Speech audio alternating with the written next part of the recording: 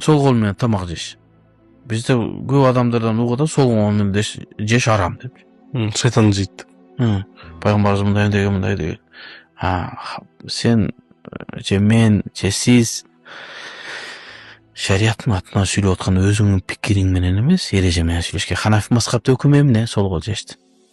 Хилафил аула. Башкача айтканда, оң кол менен жеген жакшыраак, сол колго караганда. Арам эмес. Эгерде сол кол менен жеш арам боло турган болсо, оң кол менен жеш парыз болот. Элестетиңиз, оң кол менен тамак жеш парыз болуп калса, кокустан бир күн сол кол менен жеп үйө турган болсоң, тооба кылышың керек болот. Күнөөкөр болдуң. Жок, оң кол менен жебесе деле боло берет да десе капыр болот. Ушундайбы? Мындай эмес да. Оң кол менен жеш сүннөтпү? Сүннөт да. Демек, сол кол менен жеш макрух болот. Жакшыраак оң кол менен жеш керек.